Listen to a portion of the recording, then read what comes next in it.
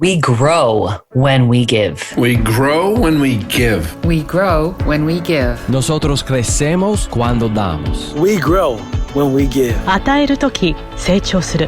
We grow when we give. Welcome to R.O.G, Return on Generosity, a podcast celebrating generosity at work. Not financial giving, giving valuable time, alternative perspectives, and genuine collaboration. Our special guest today is Nancy Hogshead, founder of Champion Women. Nancy is a lifelong advocate for access and equality in athletics, internationally recognized legal expert on sports issues, who's also a scholar, author, and lawyer. Nancy has a commitment. Oh my gosh. Our special guest today is Nancy Hogshead, founder of Champion Women. Nancy is a lifelong advocate for access and equality in athletics, internationally recognized legal expert on sports issues, who's also a scholar, author, and lawyer. Nancy has a commitment to equality using sport as a vehicle for social change. She advocates for access and equality in sports participation.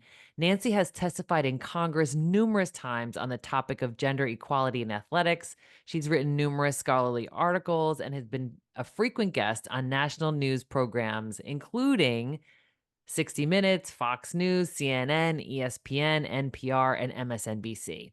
She serves as an expert witness in Title IX cases and for many years was a co-chair of the American Bar Association Committee on the Rights of Women. Sports Illustrated magazine listed her as one of the most influential people in the history of Title IX. She's a tenured professor of law and has a 30-year history with the Women's Sports Foundation. Nancy was undefeated in high school and college dual meets and capped 8 years as a world-class swimmer at the 1984 Olympics, where she won 3 gold medals and 1 silver. Nancy has been inducted into 11 Halls of Fame, including the International Swimming Hall of Fame and the International Women's Sports Hall of Fame. What I appreciate most about you, Nancy, is how you protect female athletes of all ages. You are courageous, resilient, and brilliant. I'm grateful for you. Welcome to R.O.G. Oh, thank you for having me. That was such a nice introduction. I bet you've done this before. Well, I've known you for years and I've enjoyed refreshing on your latest content. Your website's magnificent. There'll be a link in the show notes. Everybody has to check it out because we won't be able to cover all of that in the short time we have together today. But just would love to start with a little bit of your background. Sure. You want my swimming background first? Sure. So, yeah, I started to swim the way that most people probably start to swim, which is my parents bought a boat and they wanted to make sure that we kids were drown proof.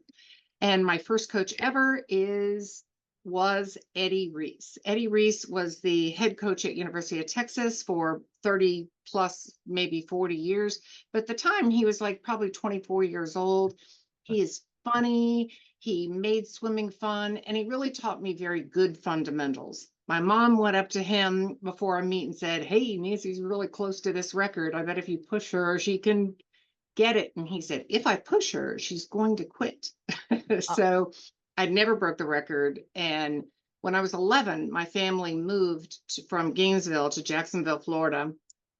And the school that I had to go to, because my dad was working for a hospital associated with the church, and the school was associated with the Episcopal Church. So I had to be there. It's Eddie's brother, Randy Reese. So I'm so lucky to have had some of the best coaches in the world right out of the gate. Oh my gosh. And some of the best teammates in the world who make a lot of the drudgery fun. Oh, for sure. I mean, and how many siblings do you have? I have an older brother and a younger sister. Yeah. Awesome. So your mom was onto something because by age 14, you were number 1 in the world. What was that like? That's wild. It's really hard to appreciate until you get to be my age of 62 that you can look back, and especially right, you have kids. I mean, what were your kids like when they were 14? Yeah. I mean, not world champions. Right. Right, right. So like you can, They were at the adorable and time, lovable, but yeah, it's a of different course. kind of upbringing, right? Yeah, yeah, yeah. Yeah, but once somebody kind of gets that hunger in them of, I really wanted to be great. I really wanted that Mhm. immortality. I really wanted to see how far I could go. I particularly when I was like 11, 12, 13, the bullying on the team from the other women in particular on the team was just horrendous because it Mm, was just so obvious that I was going to do real right. So I was the youngest person on the team by far, mhm. and thank goodness I had a couple of good friends who still live close to me, and I still get to see all the time. Oh, that's Who incredible. kind of shielded me from some of the bullying. Um, but yeah, like I look back, like it is stunning that because they used to like fight in front of me. I'm not going to room with her. No, you room with her. Like right, you know, get her out of my lane. No, you get right. Yeah, Oh, right. gosh, because I was like 11 or 12, right? Right. Yeah, and just lightning fast. And Right. then you got recruited to swim for Duke. I did because of Title IX. Title IX. Yes. Ooh, ooh. It's the statute, it's the law, it's the federal statute that requires all schools that receive our tax dollars to provide equality for men and women. So between when I was first number one, 1977, and when I went to college in 1980, in that short span of time, just like you could have, kind of blown a bubble, like, and right, Mhm. everything changed. So yeah, I got a full scholarship to Duke University, and I can't tell you how meaningful that was to me to earn it, to feel like I had I had accomplished that goal. Mhm. What like that sense of pride has stayed with me forever. Oh, absolutely.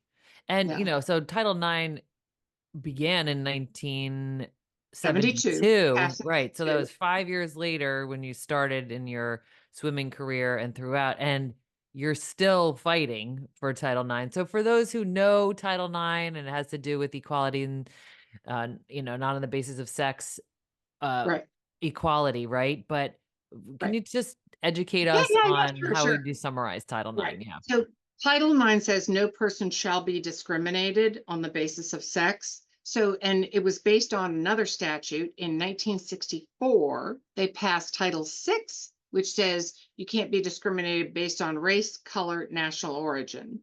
And so this gave women what men of color got, back in 1964. So women got it in 1972, and then so that was 72. So then in 1975, the Department of Education came up with regulations that interpreted the law that told schools that they have to provide equality as measured three different ways.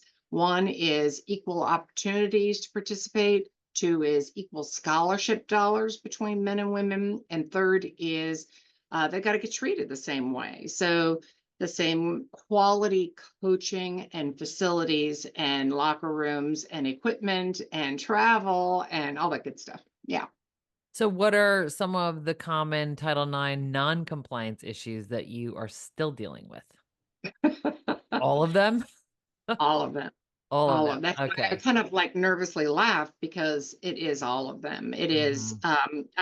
I have yet to talk to a somebody even at a Division 1, Division 2, Division 3, in an FBS, in whatever, that a woman athlete that doesn't know exactly how it is that they're getting second class treatment. They know Mhm. that they don't travel the same way, they don't get the same medical care, they don't get the same publicity or promotion, they don't get, I mean, on and on, right? So Mhm. whatever the list is, women are not getting it. They're not getting the same opportunities, they're not getting the Hmm. scholarship dollars. So in total, when you look at all the schools that report on, there's a website You can find it by going to EADA, Equity in Athletics Disclosure Act, EADA, and it'll be like the first or second thing that comes up.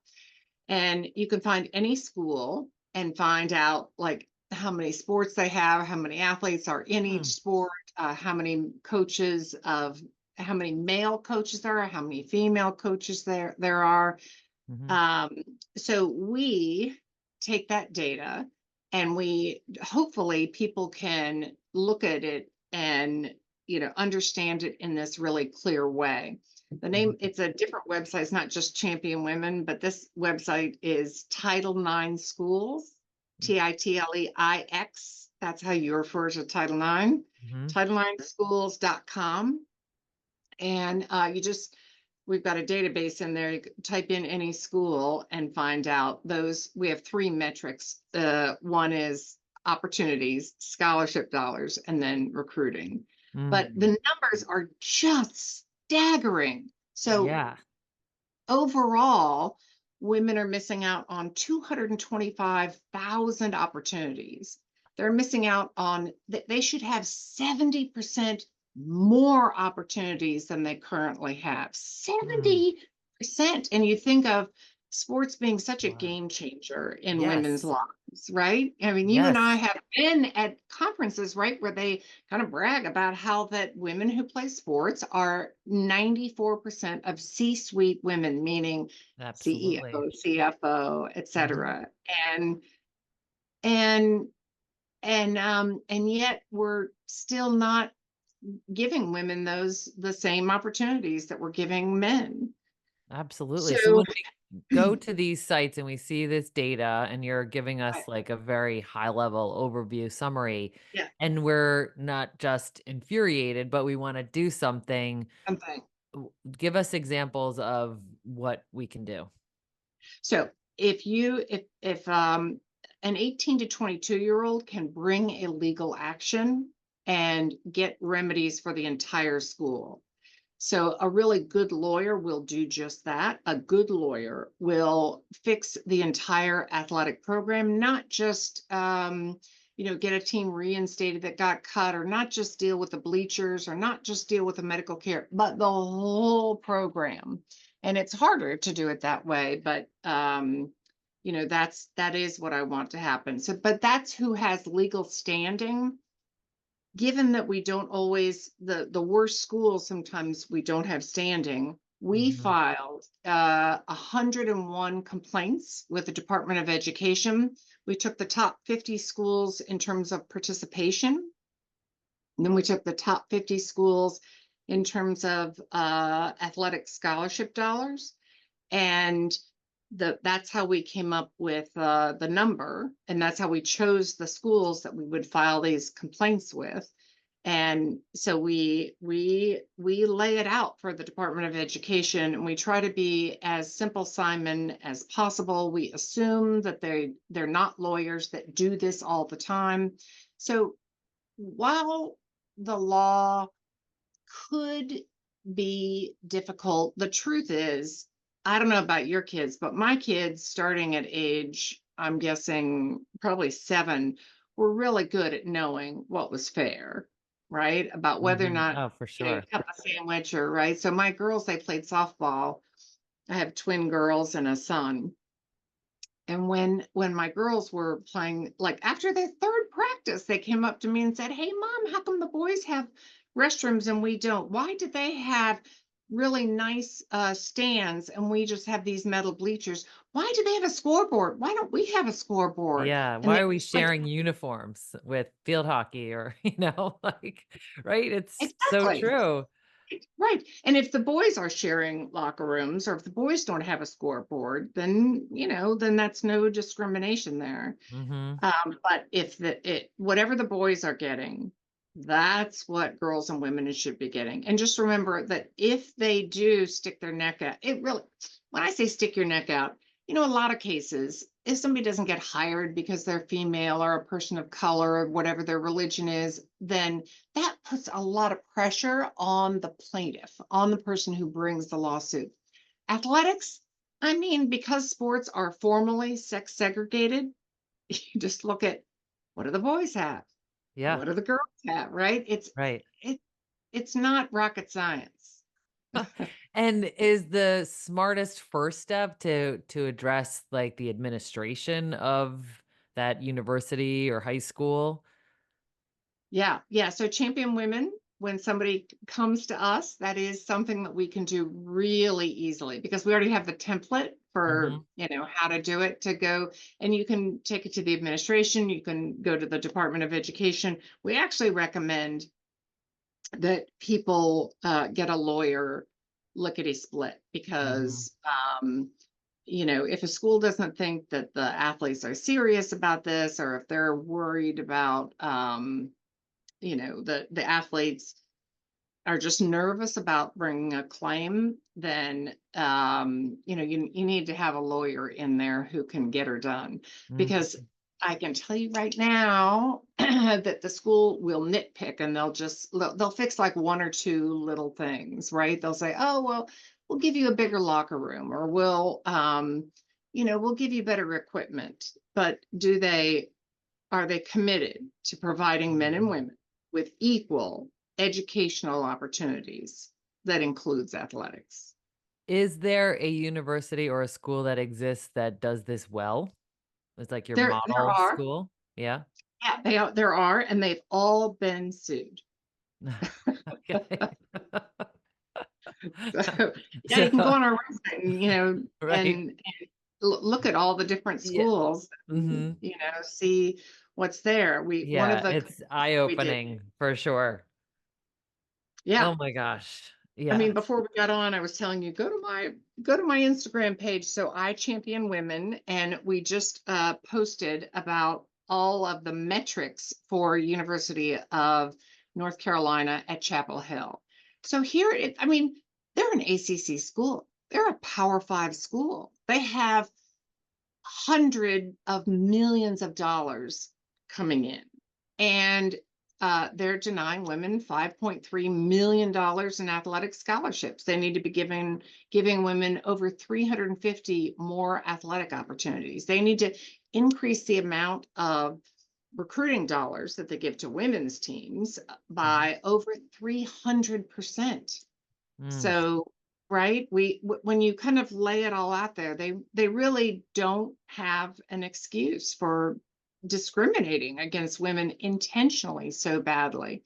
I mean, so I'm 62 years old. I can't imagine retiring, but if I had to do my life over again, is I would be more insistent at a Mhm. earlier on of Yeah. making sure that men and women so earlier in my career, I was spending a lot of time making sure that women had the right to equality, Mhm. but not making sure that it was actually happening. And Right. so that's great. We've got the law, we've got the regulations, we've got the case law, we've got it all. And over and over and over again, courts say equal means equal. Yes. Yes. Oh my gosh, thank you for that. And something else I've learned from you are the issues facing club sports and Olympic female athletes. What can you share Right. with us about that? Sure. So starting 2010, I was doing all this work with Title IX in schools, and the law really, I mean, sort of the emphasis on Title IX started focusing on sexual abuse and sexual harassment, and a lot of peer on peer, a lot of professor student kind of stuff. And so, I kind of got the playbook. I knew exactly what to do. Then I had somebody call me, and they had almost the exact same experience or same fact pattern, except that it was in the Olympic movement, not in the school movement, right? So Title IX doesn't apply. It only applies to schools that receive our tax dollars. So, I started looking at the Olympic movement is run by a statute that I've been teaching sports law for 25 years, and most of my students have never heard of. It's called the Ted Stevens Olympic and Amateur Sports Act.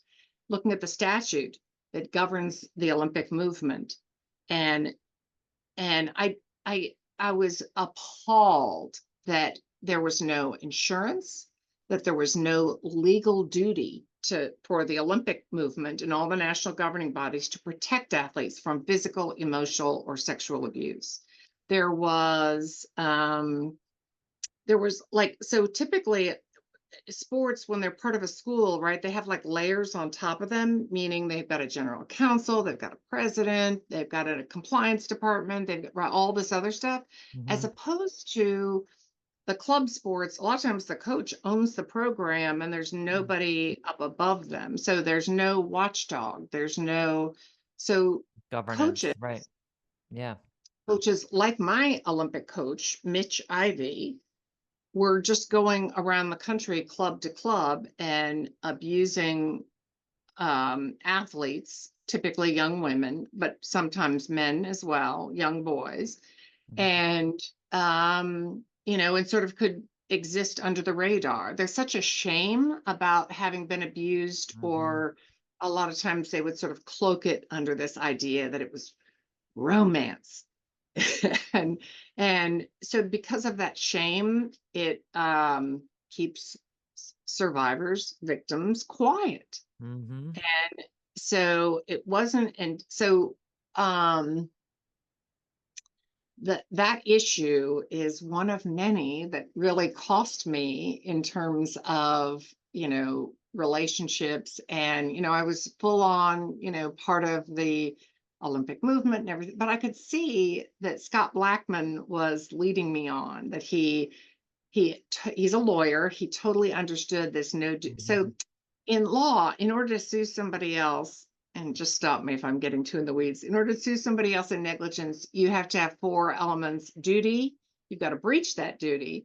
It has to cause harm, and then that it has to actually cause damages. Okay, so for the first part, legal duty. If you and I, even though I've known you for decades, Yeah. even though we've known each other forever, if we're going across the street and I know it's particularly dangerous, and I know that you don't know that it's particularly dangerous, and you get hurt in this particularly dangerous way, you can't sue me for negligence, because I failed to exercise reasonable care on your behalf, because I don't owe you a duty. Right. Okay. If you were my child, we were family members, if you were my client as a lawyer, I would completely owe you a legal duty. If you were my coach, if I was your coach. Oh, too. no, if I was your coach, But like, would that classify as a legal duty? right. So so the coach would be liable, right? But who you're interested in is the bigger picture is the Olympic Committee and all the national, like, so USA Swimming, USA Track and Field, USA Gymnastics, Judo, right? All the different national governing bodies. I think there's like 50 now. Yeah. Making sure that they have a legal duty and that there's insurance there, because until it costs somebody money, they're not going to do anything. There's no sort of incentive significant for change. them to do it. Yeah. Yeah. So that's still the case for club sports and for Olympic Oh, athletes? no. So, Okay. yeah, I've been successful. Been successful. We've gotten 2 major pieces of federal legislation changed. Oh my gosh. Yeah, so the first one does just that. It gives the Olympic Committee and all the national governing bodies a legal duty. It creates the United States Center for Safe Sport, which right now we could do a whole show on how they're not doing a good job, but it is something. Imagine if it wasn't there, if there was nothing. I mean, Safe Sport has to work just like USADA has to work, or WADA, World Anti-Doping Agency, has to work. So so it creates the U.S. Center for Safe Sport, gives them $20 million a year for them to operate, and so they're kind of like an HR department. So they can't give anybody money. They can't put anybody in jail or prison or fine. All they can do is keep that person out of the Olympic movement. That's it. That's if all they can have do. broken the rules, like if they have done something Correct. that does those 4 things. Okay. Well, no. If they've committed either physical, emotional, or sexual abuse. Okay. Right. The U.S. Center for Safe Sport, they mostly deal with sexual abuse.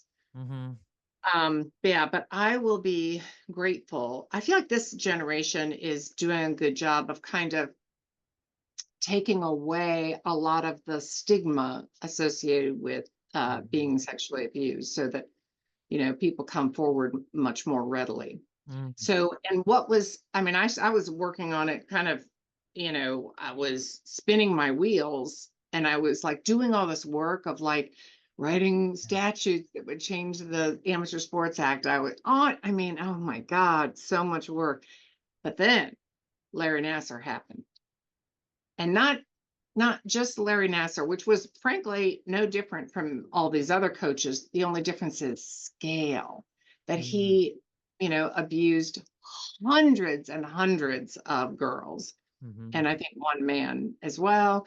But because of that scale, number one. And number two is, I mean, these women, Allie Reisman has my undying admiration for just how Absolutely. beautifully they were speaking and Mhm. everything. So Okay, courageous. so we got two pieces of federal legislation. The one protects athletes, and the second one gives athletes more power.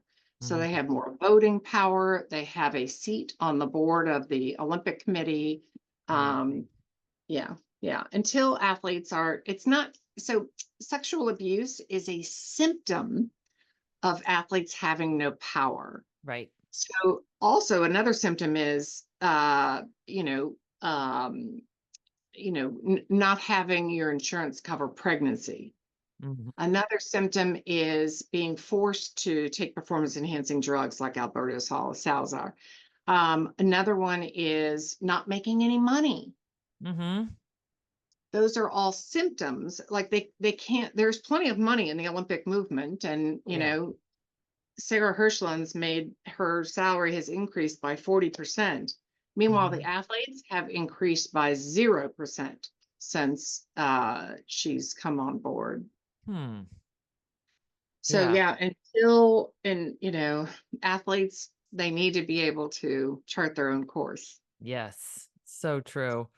Yeah. And as I learn about this and talk with you more, it reminds me of the Nelson Mandela quote where he talked about how sport has the power to change the world, and it has the power Mm, to inspire, and it has the power to unite people.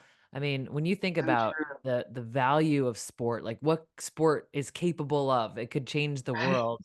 Like that's Right. why the work that you do is so important.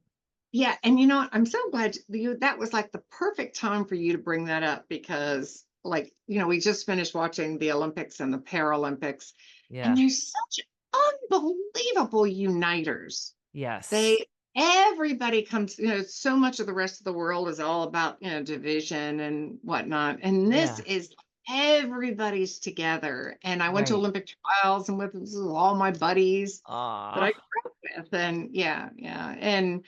Um and um so yeah, no, to just like it is that energy that Mhm. fuels so much of what it is that I do. Like I Yeah. love sports, and it really ruins it when there's all this the bad stuff associated with sports, Yeah. right? Well, that's what It's a like hot you're stuff, saying, it has this potential to change the right? world, be so positive, and you're like, and there's this darker side of it that a lot of people aren't aware of unless they themselves are an athlete or the parent or a best friend of an athlete who has Right. experienced some of these challenges. So thank you for this mission You're of your welcome. life. And I'm sorry we have so little time to connect on this, but I do have some rapid fire questions because I Oh, think go, these go, are so go. much fun. Yeah, Um, yeah. the first question I have for you is, what is the best or worst advice you've ever been given? Oh, well, the worst advice is easy. It was like, well, Nancy, after now that you're done with the Olympics, don't focus on this women's stuff because it's going to ruin your life. Huh. Yeah, yeah. And I have to say, I got that advice from several people. Okay. Well, Yeah. So thank the God best, you listen to your heart, yeah, you right, know? right, What's exactly. your And favorite? Go ahead. no, okay, and then that's probably the best advice I've ever gotten, which is listen to your heart and to come from that place, that Yeah. try to do the thing in life that you kind of can't help but do. Yeah, you And must, right? It's like you yeah, must. I- You couldn't stop doing that, thank God. What's your favorite Olympic sport to watch? well, come on. I mean, so I really love watching all of them, but still it's swimming. I just think Swimming. particularly just how much that the swimmers have improved in terms of technique and beauty. So I think one thing that all athletes can experience, you don't have to win gold medals, but to experience flow and to watch Mm, somebody in flow is like it's like it takes me on the river, and I am so like, watching, and you're like, I when the gun goes off and I hear yeah. it, and yeah, it is a wondrous thing is to watch flow. Ah, So that's, and I mean, track and field is pretty amazing, and yeah. Oh, they're all great, and I just love they hearing you really say that are. after all these years committed to that pool, that you still love the sport, both Oh my as God. a participant and as an observer and a fan. That's so great. Well, what do you associate with swimming? Oh, flow. I Flow. associate, Yeah, that's I so beautiful. associate, some of my best friends of my whole life, some of, the greatest opportunities.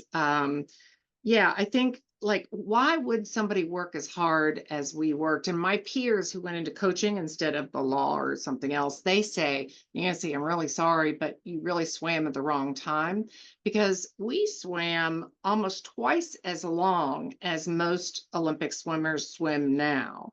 Mhm. But they do it much more sort of in these very targeted ways, whereas we were grinders. And Okay. what comes with that is like being exhausted and everything, and so you're really dependent on a whole system to kind of hold you up. Okay. What is one thing that you delight in most easily? My kids. Your Yeah. kids, for sure. Yeah, I And know. then our last question is, what do you think is a key to living a good life? um well, like this podcast, it's gratitude, it's joy, it's finding it, it's being intentional about it. It is, Mhm. so much of my life is these really heavy, dark subjects, and some of the people I talk with on the phone, they're crying, but to affirmatively look for and to celebrate the joy that's there. I got it from my mom. Yeah. She just passed away like a year ago, and Oh, Nancy, I'm so I'll sorry. have that. Yeah, yeah. But I mean, I had an awesome mom, Yeah. and I'll have that with me forever. Oh, well, thank you for that. Thank you for paying it forward and just being this unbelievable force. The Thank history you. books will remember you as someone who stood for women, protected women. You brought Title IX back into the forefront. You fought for things that matter. And I'm just so deeply grateful for you.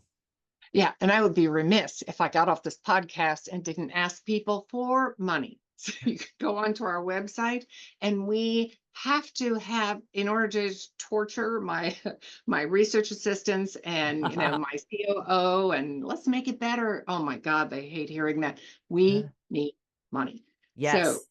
please donate if you believe in the work that we're doing to make it better for all women. Absolutely. So everything will be in the show notes, but if you can go to championwomen.org, you can see all of the research and the projects and the data and the opportunities to give back. So thank you, Nancy, for being you. Keep fighting. Thank you so much for having me on. It's kind of made my day.